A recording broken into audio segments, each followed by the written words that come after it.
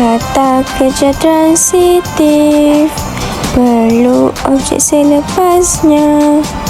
Kalau tiada objek, ayat menjadi tidak lengkap.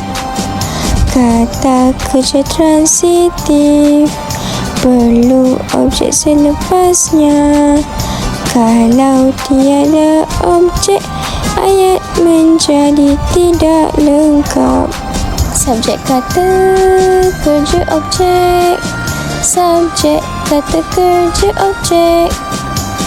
Ada objek di belakang, ayat menjadi lengkap. Itu KKAT. Ali membaca buku. Ali membaca buku. Ada objek di situ, ayat menjadi lengkap dan betul. Subjek kata kerja objek. Subjek kata kerja objek. Ada objek di belakang, ayat menjadi lengkap dan betul. Ibu memasak nasi.